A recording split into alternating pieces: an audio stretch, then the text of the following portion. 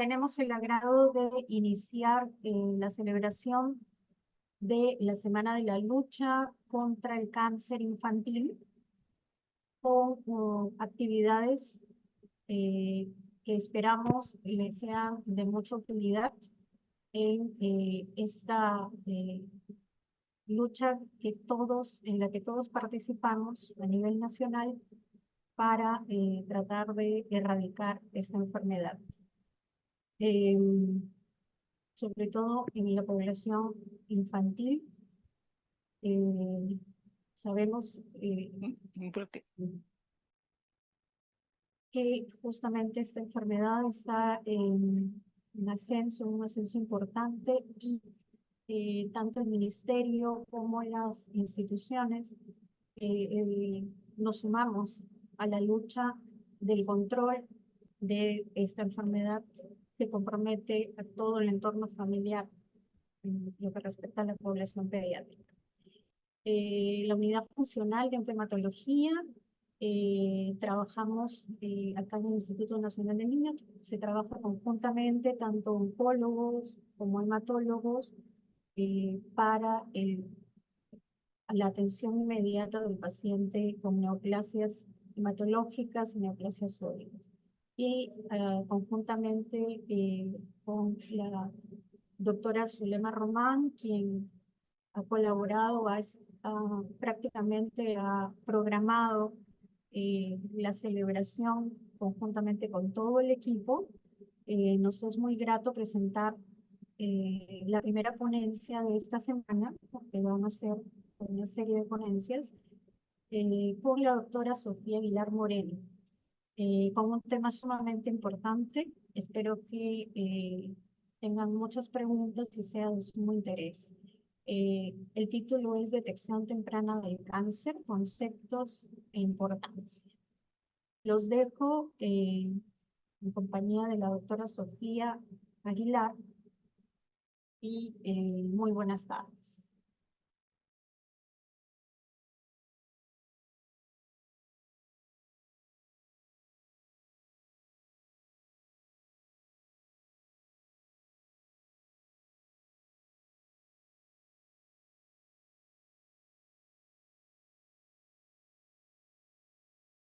Eh, bueno, estoy muy agradecida por la invitación para esta ponencia.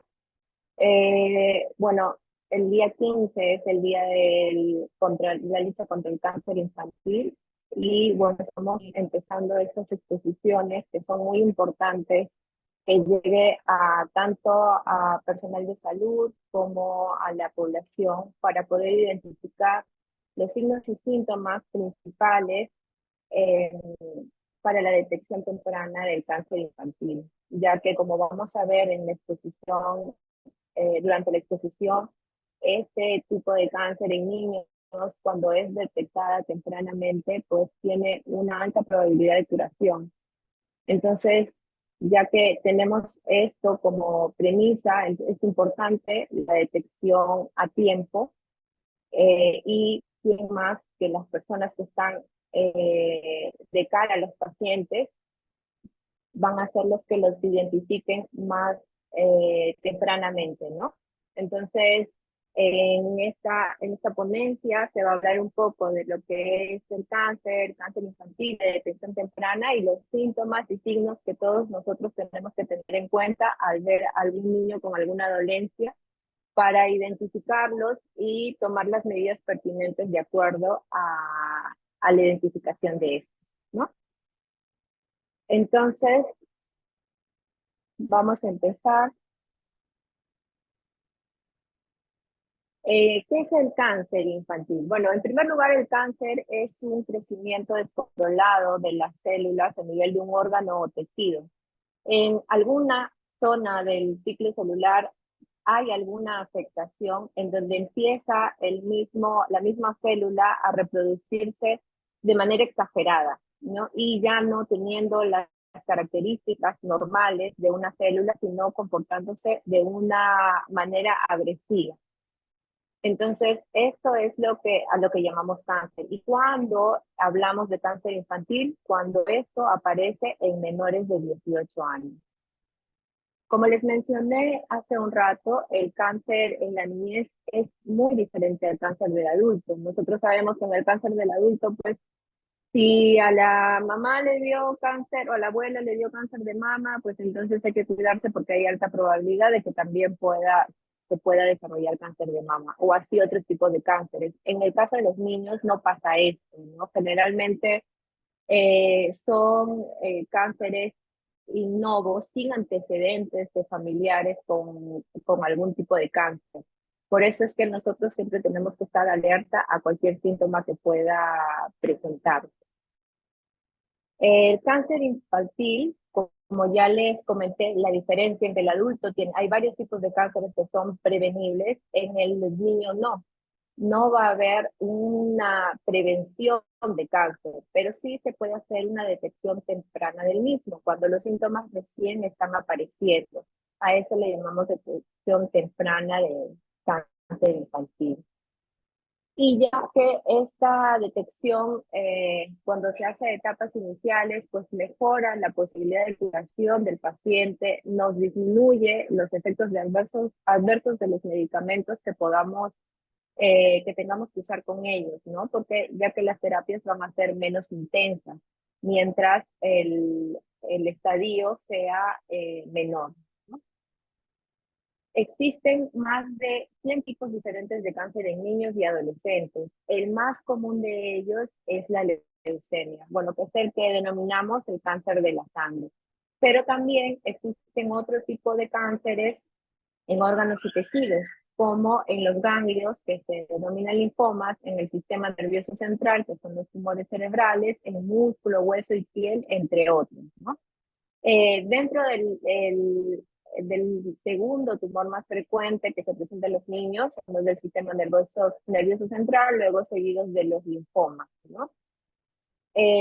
Lo que tenemos que sacar de esta charla, una de los pilares importantes es que el cáncer en niños es altamente curable, porque se ha visto antes en que se da el diagnóstico de cáncer y el familiar, hasta el mismo personal de salud, todos piensan que ya tiene cáncer y no se va a curar y hacen lo mínimo indispensable por el paciente. Pero esto en los niños pues no es la verdad, ¿no? Porque el cáncer infantil es curable, muy curable cuando está en estadios tempranos, ¿no? Por eso es la importancia de detectarlo tempranamente. ¿Cómo vamos a diagnosticar el cáncer infantil? Bueno, la mayoría de síntomas son síntomas similares a cualquier enfermedad común, ¿no? Pero ya vamos a ir viendo que en las enfermedades comunes, por ejemplo, resfríos y esto dura de 3 a 5 días los síntomas, pero cuando ya hay algo que nos haga sospechar a cáncer, pues estos síntomas se van a prolongar más tiempo, ¿no? Entonces, cuando ya los síntomas son persistentes, entonces hay que pensar un poco más y evaluar al paciente en forma completa, ¿no? Si es que nosotros no lo sospechamos, jamás lo vamos a diagnosticar y el tiempo de espera en el diagnóstico va a tardar mucho más, ¿no? Hasta hace unos años, el tiempo de demora en el diagnóstico de un paciente con cáncer estaba aproximadamente en 180 días, que son 3 meses, y esto es bastante, ¿no? Si pensamos en un cáncer, es bastante porque ya generalmente cuando se llega al diagnóstico, después de estos 3 meses, generalmente es cuando ya pues está en etapas avanzadas o ha hecho metástasis, ¿no? Entonces, lo importante es en el caso de los pacientes el personal de salud, es muy importante que hagan un buen examen físico, un examen físico completo, de acuerdo a la sintomatología y a lo que se encuentre en el examen físico, se solicitarán exámenes auxiliares orientándose a lo que se encuentre, ¿no? Tampoco hay que pedir exámenes indiscriminadamente. Y también es importante recoger algunos antecedentes familiares, ¿no? Dentro de los exámenes que normalmente nosotros sospechamos, pero ya más adelante vamos a desglosar por cada signo o síntomas principales, bueno, pedimos generalmente un hemograma completo, bioquímicos, examen de orina, imágenes, inicialmente radiografía, porque la radiografía en todos los sitios vamos a poder encontrar. Y ya en lugares un poco más especializados, pues se pueden pedir ecografías, tomografías y resonancia magnética, ¿no? Entonces, y bueno, ya en los lugares, en los hospitales pues de mayor complejidad, ya se van a poder realizar las biopsias de las zonas tumorales o biopsias o y aspirado de médula ósea, ¿no? De acuerdo a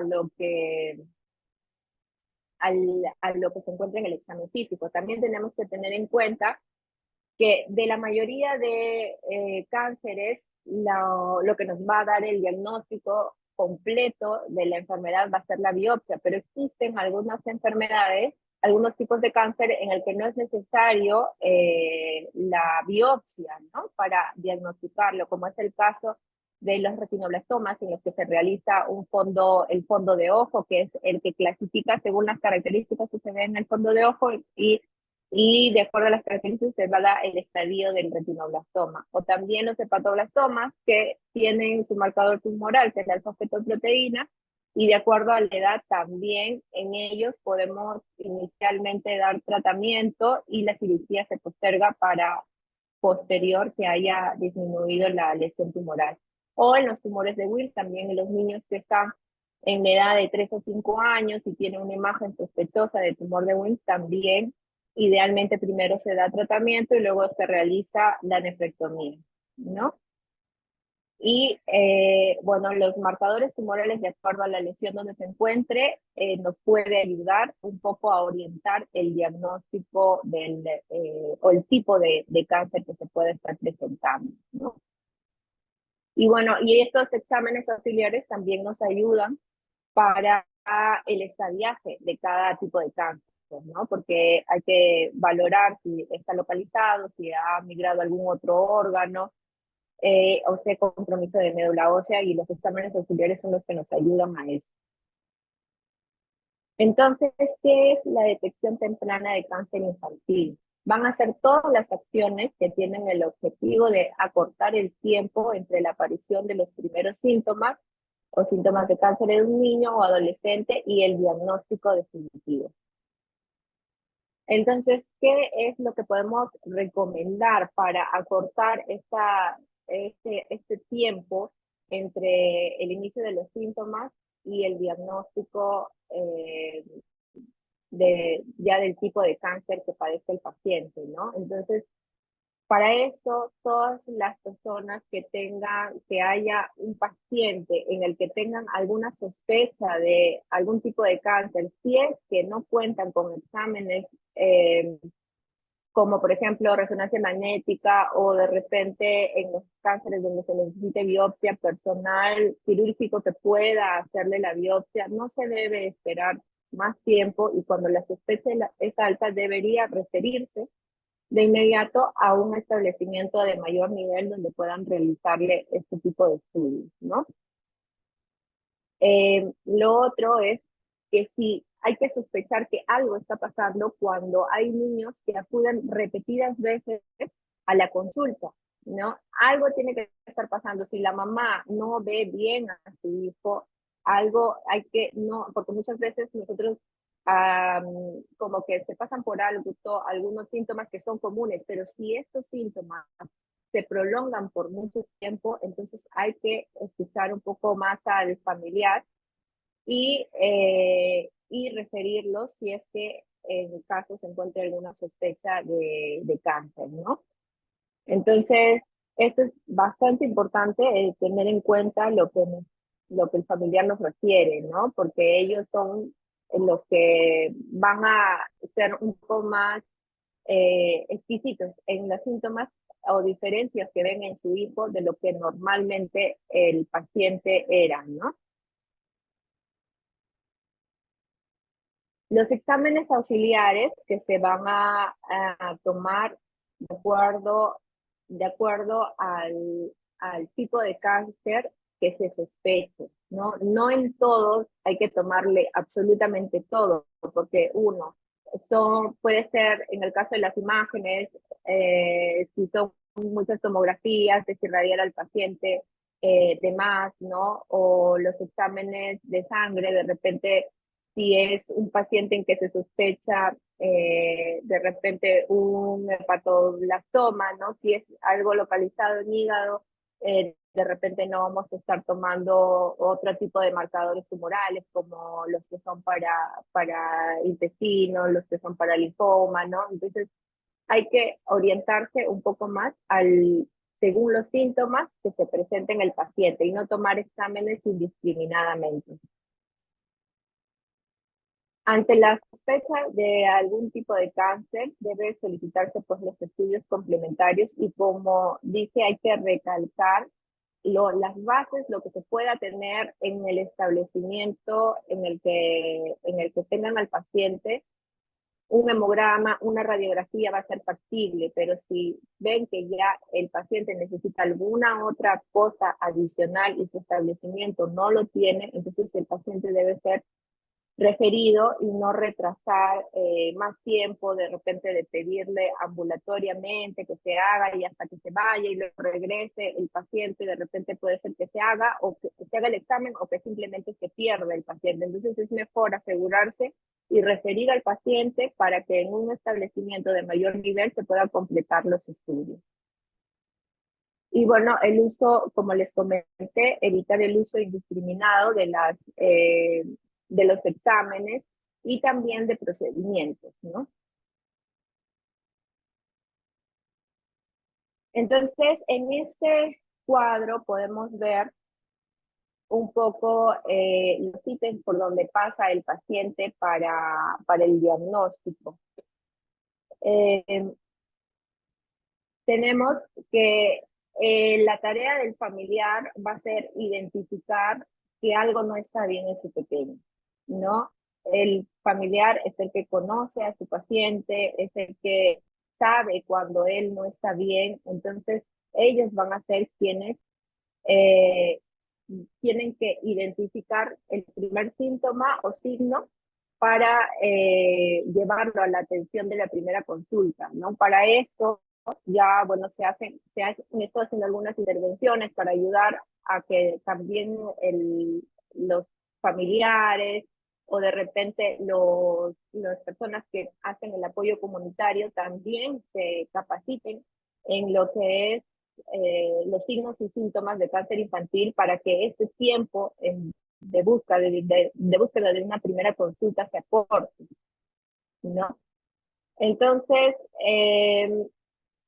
nosotros hemos tenido generalmente bastante demora en que el familiar busque una primera consulta y ahí es donde más se ve el tiempo de demora en el diagnóstico definitivo, ¿no? Entonces, es importante que los síntomas que vamos a ver un poco más adelante también sean reproducidos, no solamente al personal de salud, sino también al resto de la población en general, para que este tiempo se acorte.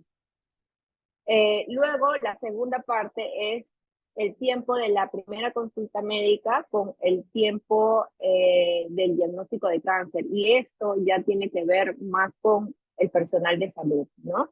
Porque la primera persona, ya sea enfermera, sea médico, que vea al paciente, debe sospechar el diagnóstico, porque si no lo sospecha, esto va a ir también prolongando, se va a ver una primera, una segunda consulta y así, y el tiempo de espera en que se realice ya el diagnóstico definitivo, ya sea por biopsia, ya sea por imagen, eh, va a alargarse, ¿no? Si es que no se sospecha, ¿no? Y no se va a sospechar algo que no se conoce. Entonces, por eso es importante tener en cuenta los signos y síntomas para poder sospecharlo, pedir los exámenes necesarios y apoyar en el diagnóstico temprano de cáncer, ¿no? Y esto es una tarea puramente de personal de salud los cuales nos debemos siempre capacitar para poder acortar esta parte del tiempo, ¿no? Y la otra tarea que ya es cuando ya se hizo el diagnóstico de cáncer, que generalmente es en un establecimiento de mayor complejidad, el tiempo que puede demorar entre el diagnóstico e iniciar el tratamiento ya que le corresponda, ¿no? Ya sea quimioterapia, sea radioterapia, sea cirugía, de acuerdo al diagnóstico de cáncer que sea, ¿no? Esto también ya es una tarea institucional de que ya una vez teniendo el diagnóstico y a la brevedad posible, pues se realice el tratamiento definitivo. Entonces, ¿por qué es importante la detección temprana de cáncer infantil? Varias son las razones. La principal, como ya lo mencioné, el cáncer infantil es altamente curable, por lo que va a disminuir la mortalidad de los pacientes. Si es que el diagnóstico es temprano, las tasas de curaciones son altas y van a disminuirse las complicaciones. Porque igual cuando se detecta y se da tratamiento a etapas tempranas, las quimioterapias o los tratamientos que reciben estos niños son menos intensos que los tratamientos que reciben pacientes con estadios o metastásicos o estadios altos, ¿no? Entonces, la quimioterapia es más intensa, que lo cual da más complicaciones.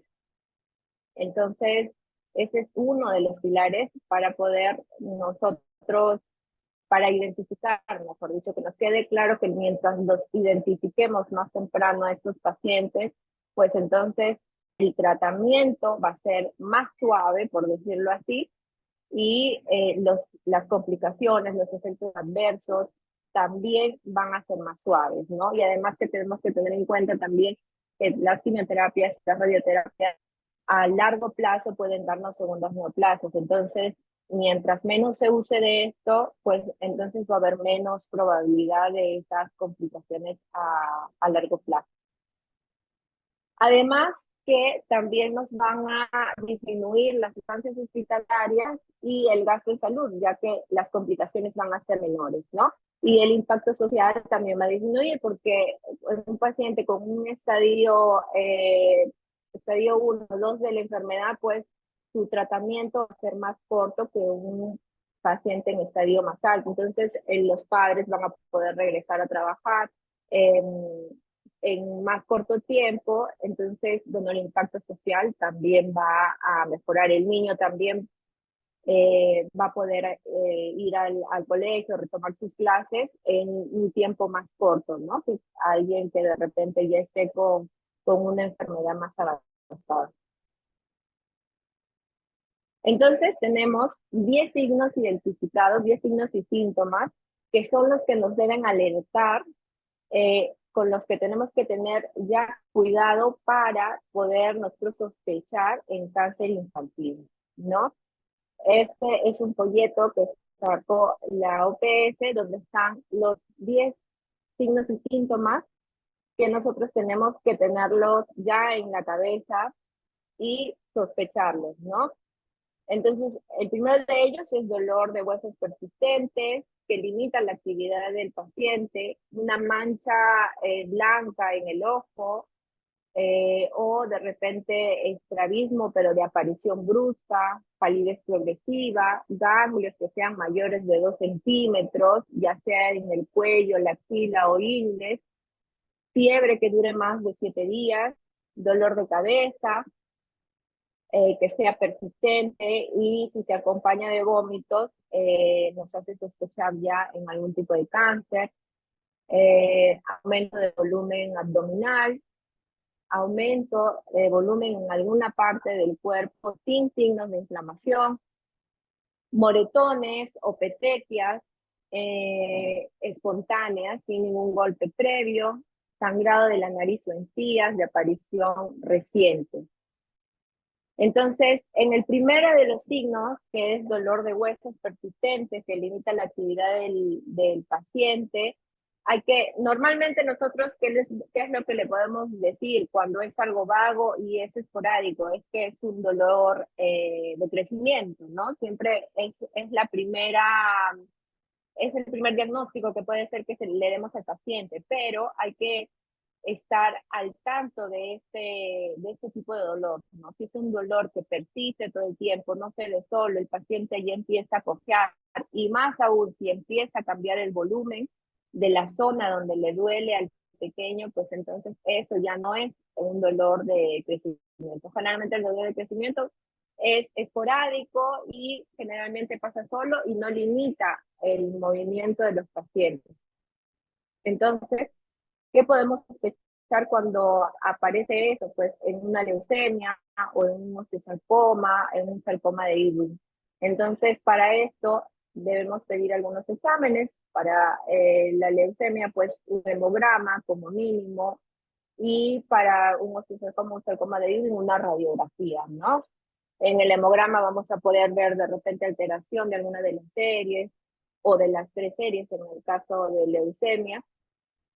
Y también pueden verse blastos. En el caso de sarcoma y sarcoma de Ewing, generalmente se va a ver una alteración a nivel de la cortical ósea, que nos hace sospechar pues que ya hay una neoplasia, y al identificar este tipo de lesiones en la analítica, pues este paciente debe ser referido a un lugar de mayor nivel para, en el caso de leucemia, pues ver si es necesario hacer aspirado de médula, o en el caso de este sarcoma de Ewing, realizarle una biopsia.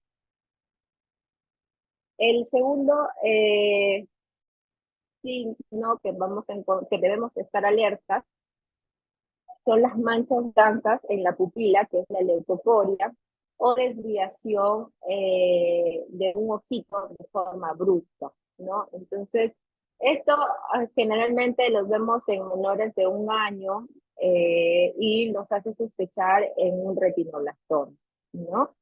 Para esto, para el diagnóstico de un retinoblastoma, se realiza el fondo de ojo. Entonces, si es que vemos alguno de estos signos, tiene que derivarse a un lugar donde haya un oftalmólogo para que pueda hacer el fondo de ojo y determinar si tiene características de retinoblastoma o si de repente es una catarata o alguna otra cosa, ¿no? Pero necesitamos que sea, al identificar el síntoma, pues sea derivado de manera pronta, porque este tipo de lesiones puede avanzar a este tipo de lesiones, que es un retinoblastoma ya de un nivel avanzado, que provoca que el tumor sale de la órbita, ¿no? Y que probablemente ya tenga compromiso intracraneal también, ¿no? Entonces, mientras se diagnostique, como ya lo mencioné, de forma más temprana, pues el efecto del tratamiento va a ser menos invasivo para el paciente, menos complicaciones, y hasta muchas veces se puede rescatar el ojito, ¿no? No hay necesidad de nucleación cuando es detectado tempranamente, ¿no? Pero ya cuando llega a este tipo de lesiones, pues, eh, más que el ojo, lo que está también en riesgo es la vida del paciente, ¿no? El otro, el otro signo que vamos a ver es una palidez progresiva. Esto, ¿en qué patologías lo vemos? Pues lo vemos en leucemias, linfomas y también en otros tumores sólidos, pero generalmente linfomas y leucemias vemos una palidez un poco más marcada que en los otros tumores sólidos, ¿no? Y para esto, bueno, mínimamente es solicitar un hemograma y ver si es que hay alguna alteración en el hemograma, ¿no? Que probablemente de repente, si es en el caso de una leucemia o linfoma, no solamente va a haber la hemoglobina disminuida, sino alteración en las otras series. El otro signo van a ser ganglios duros de más de 2 centímetros, que pueden aparecer en el cuello, axila o ingle, ¿no? Entonces, a veces las mamás nos dicen, tiene bultitos, y nosotros decimos, no, pero eso es transitorio, le va a pasar, pero si ya lo tiene más de 4 semanas de duración, que no baja y que por el contrario está subiendo de tamaño, pues eso no es, ese aumento del tamaño del ganglio no es por una simple infección, porque probablemente una infección simple ya debería haber resuelto en 7 días, ¿no? Si es que esto persiste, tiene que sí descartarse eh, leucemia, linfoma de Hodgkin o linfoma de No-Hodgkin, ¿no? Entonces, para esto, sí, en primer nivel, pues podrían hacer un hemograma o si es que tienen ecógrafos, una ecografía para ver si esos ganglios sostienen que hay un aumento de repente de flujo o que se oriente a algún tipo de cáncer, ¿no? O si es que no cuentan con ecografía, entonces mejor derivarlo para que se amplíe el estudio en un centro de mayor nivel. Para no llegar a estas lesiones tumorales, ¿no? Porque se ven de este tamaño, entonces llegan de este tamaño y ya esto tampoco no es de una semana de evolución, ¿no? Esto ya es de varios meses de evolución y probablemente se pudo haber manejado de una forma más oportuna, ¿no? Luego tenemos el siguiente signo que es fiebre de más de 7 días de duración. No todo proceso viral, común o bacteriano, pues eh, puede durar de 3 a 5 días de fiebre, y el bacteriano, si es que ya recibe tratamiento antibiótico, las 48 a 72 horas ya no debería ser fiebre, pero si hay un paciente que tiene fiebre persistente por más de 7 días, hay que sospechar en alguna otra cosa. Claro que también hay procesos virales que también nos van a dar este tipo de fiebre, pero siempre lo que hay que descartar es lo más grave, ¿no? Que es la leucemia o algún tipo de linfoma de Hodgkin o no Hodgkin o otro tipo de tumores sólidos que también nos pueden dar fiebre prolongada. Entonces, para esto sí es importante pedir alguna serie de exámenes y iniciar siempre con un hemograma, dependiendo la zona en la que vivan. También se tendría que de repente ver, por ejemplo, si hay dengue en la zona, hacer exámenes para dengue también, ¿no? Y si es que hay alguna sospecha en el hemograma o esto sigue prolongándose, pues es mejor mandar a un centro de mayor nivel como para que puedan hacer ya otro tipo de examen, ¿no? El otro síntoma es dolor de cabeza de aparición brusca y acompañada de vómito, ¿no? ¿Qué es lo que vamos a sospechar cuando aparece este síntoma? Pues son los tumores cerebrales, que son el segundo tumor más frecuente en niños, ¿no? Y aparece así, con cefaleas que casi nunca los padres le hacen caso a esa cefalea, pero esa cefalea viene progresivamente haciéndose más frecuente y más intensa. Y posteriormente ya acompaña de vómitos y hasta llegan a ser vómitos explosivos cuando ya hay aumento de la presión intracraneal. Bueno, y lo que continúa a esta evolución de síntomas y de signos, pues es generalmente o bien que empiezan con hemiparesias, con parálisis facial o convulsiones, ¿no? Pero cuando llega a pasar eso, pues es porque ya ha aumentado la presión intracraneal considerablemente y ya probablemente o hasta a veces ha sangrado el tumor, ¿no? Entonces es bastante importante diagnosticarlo tempranamente cuando aparecen esos dolores de cabeza que van en incremento de intensidad y de frecuencia, ¿no? Entonces ahí es mejor que se amplíen los estudios, que se haga mínimo una tomografía y verificar que no haya lesión, ¿no? El séptimo signo va a ser aumento de volumen en la región abdominal, ¿no? Eh, Generalmente los tumores que son intraabdominales, cuando ya tienen un tamaño bastante considerable, es cuando se identifican, ya que el abdomen pues es muy permisible, ¿no? Ya que no hay huesitos, no hay nada ahí, no va a haber dolor generalmente hasta que haya una masa relativamente grande y que se pueda ver, ¿no? Por eso siempre es importante que el familiar siempre a la hora del baño esté tocando al pequeño. Si es que hay algo duro en la parte del abdomen, pues no debería haber ninguna cosa dura a la hora de palpar, ¿no? Si es que se identifica algo de eso, pues tiene que buscar ayuda, ir a un establecimiento de salud y aquí pues en lo que podemos pensar es en un hepatolastoma, es un tumor de Wills, un linfoma, y para esto sí, idealmente de inicio pues sería tomarle una ecografía mínimamente, ¿no? Para poder determinar muchas veces de dónde depende esta tumoración, ¿no? Bueno, luego de esto, pues ya se verá de ser necesario de derivarlo para que puedan hacer una imagen más completa como una tomografía.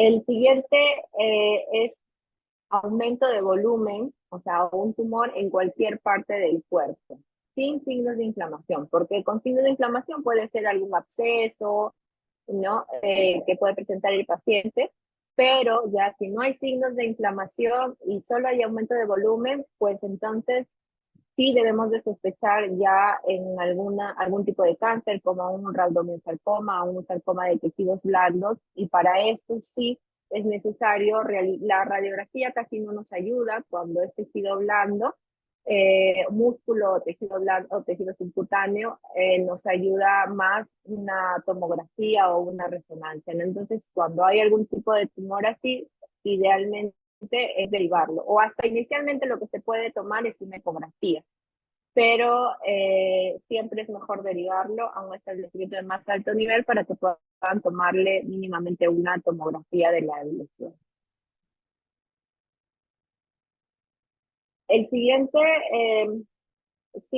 signo son moretones o petequias de forma espontánea, sin haber tenido un golpe previo, ¿no? Entonces, cuando llega a pasar esto, eh, claro que pueden ser algunas otras patologías de la parte hematológica, pero lo que siempre se tiene que diagnosticar o descartar, mejor dicho, de primera intención es que no se trate de una leucemia o de un linfoma, ¿no?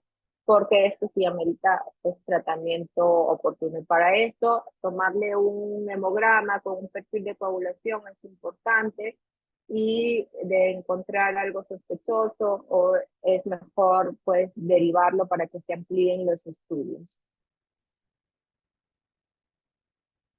Y el décimo signo que podemos, en el que tenemos que estar alertas es en el sangrado de nariz, sangrado de encías, de reciente aparición, ¿no? Esto, cualquier tipo de sangrado en la parte del cáncer, lo que nos obliga a descartar de inicio es una leucemia, ya que, como lo dije inicialmente, la leucemia es el cáncer más frecuente en niños, ¿no? Entonces, se tiene que descartar el mismo para poder dar un tratamiento oportuno, ¿no? Entonces, tenemos estos 10 síntomas y signos que son muy importantes que los interioricemos y que también los divulguemos para poder, como dice, acortar el tiempo en el diagnóstico definitivo del cáncer, ¿no? Para poder que estos niños se diagnostiquen en etapas tempranas, tengan un mejor pronóstico y también tengan menos complicaciones, ¿no? Espero les haya gustado la charla y estoy aquí para las preguntas que puedan tener. Muy bien, doctora, le voy a transmitir las preguntas que nos han hecho llegar. Por el chat nos preguntan, ¿los dolores de crecimiento son la consulta de todos los días? ¿Cuándo sospechar malignidad para evitar alarmar a los padres? Bueno, como le había comentado, los dolores de crecimiento generalmente son momentos y se ven generalmente espontáneamente y no le causan limitación al movimiento a los niños. No hay limitación. El niño dice que le duele y sigue corriendo, sigue jugando. Si es que alguien le hace juego, pues el niño va a continuar haciendo lo que siempre hace.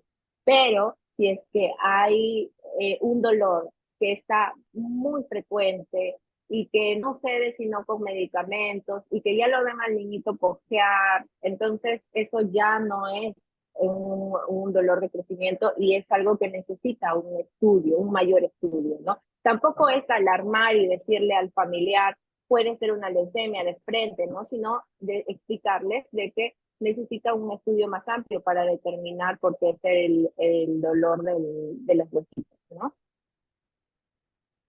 Bien, doctora, nos preguntan, ¿algún análisis de rutina le debemos hacer a los niños como prevención anual? Bueno, como comenté, en realidad no existe una prevención en sí en cáncer infantil, ¿no? Sino es importante que cuando llegue el niño, uno haga el examen completo, pregunte por todos los signos y síntomas que nosotros ahorita estamos aprendiendo para ver si es que hay una sospecha de algún tipo de cáncer. Es un poco diferente, por ejemplo, si es que el familiar le dice, he tenido mi hijo que ha tenido leucemia y estoy trayendo a mi otro hijo que de repente es gemelo o de repente no es gemelo, pero lo estoy trayendo a un control. Bueno, en ellos sí, de repente sería oportuno tomarles periódicamente pues tomograma o recalcarle al familiar esté al pendiente de los síntomas y signos de una leucemia, ¿no? Como para si es que apareciera algún signo o síntoma, pues inmediatamente se hagan los exámenes pertinentes, ¿no? Bien, doctora. Vía WhatsApp nos llega la siguiente pregunta. ¿Las ondas electromagnéticas pueden desencadenar la presentación de cáncer en niños? Bueno, como les comenté, sí existe una pequeña relación que tampoco es que esté demostrado, ¿no? Que desarrolle el cáncer, pero sí puede provocar alteración en algunas células, entonces siempre mientras lo menos posible se irradien innecesariamente los niños es mejor. La radioterapia sí, eh, se ha visto que a largo plazo sí puede dar segundas neoplasias, ¿no? Sí puede desarrollar cáncer más adelante, ¿no? Por eso siempre cuando se da tratamiento a un pequeño y de repente tiene con radioterapia y tiene una recaída esta es antes de los 2 años, no podemos volver a usar radioterapia. Se tienen que ver otro tipo de opciones porque esa superposición de radiaciones sí puede favorecer al desarrollo de neoplasias posteriores. Nos envían otra pregunta por el chat. ¿Uso de microondas, uso de celulares, aumenta el riesgo de cáncer infantil? Bueno, no está totalmente demostrado, no hay algún estudio en sí que haya demostrado que hay una causa-efecto con esto, pero siempre todo tipo de radiación es mejor evitarla, no solamente por el cáncer, sino por el desarrollo neurológico de los pacientes, ¿no? Bien, doctora. ¿El medio ambiente en el que vive el paciente puede ser un factor de riesgo? Por ejemplo, si vive junto a una gasolinera, un asentamiento minero, una carpintería, ¿influye de algún modo? Bueno, sí se ha visto que de repente algunos metales pesados, en el caso de mineras, sí pueden hacer que desarrollen leucemia a algunos de los pacientes, ¿no? Entonces, siempre es igual dentro de la historia clínica, puedes preguntar bien el lugar de donde viven y tener en cuenta todo este tipo de cosas, ¿no? Bien, doctora. Por el chat nos llegó otra pregunta. ¿Podría explicar la relación de algunas alteraciones genéticas y cáncer infantil? Bueno, existen varias enfermedades genéticas, por ejemplo, el síndrome de Down está un poco más relacionado a desarrollar leucemias, eh, tanto linfoblásticas como mieloblásticas, ¿no? Ese es quizás el más frecuente, ¿no? El más frecuente que podemos encontrar, así que siempre en un paciente Down hay que tiene que seguir, aparte, bueno, de todas las otras complicaciones que pueda tener, tiene que seguir tiene que tener un seguimiento estrecho por su pediatra, ¿no? Es decir, al ver alguna alteración a nivel de repente la palidez y esto, pues sospechar y pedir un mínimo, un hemograma para poder detectarlo a tiempo, ¿no? También existe la enfermedad, otro tipo de síndromes que también están orientados porque son poco frecuentes, ¿no? Que hay alteraciones renales y también con tumores renales, pero no son tan frecuentes. Entonces, el más frecuente es sí, el Down, el síndrome de Down, que ese sí tenemos que tenerlo en todo momento presente, ¿no? Con cualquier pacientito de Down. Bien, doctora. Nos pregunta, en el caso de un niño que desde los 3 años se apareció ganglios cervicales inflamados de aproximadamente 1 centímetro, son dolorosos, no han crecido hasta la actualidad que tiene 8 años, ¿podría ser un signo de alarma? Cuando son de 1 centímetro, generalmente no, pero de todas maneras por el tiempo de evolución, pues sí necesitaría tener un estudio, ¿no?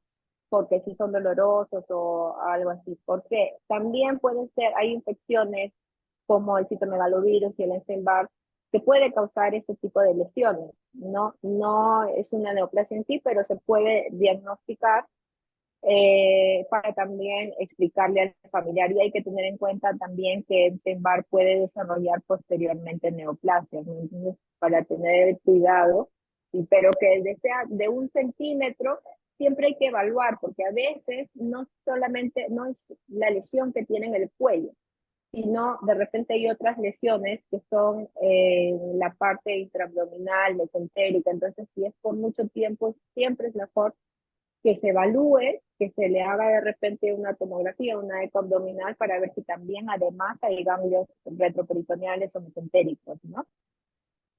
Nos dicen, no son dolorosos. Y en este caso, ¿no se hace biopsia del mismo ganglio?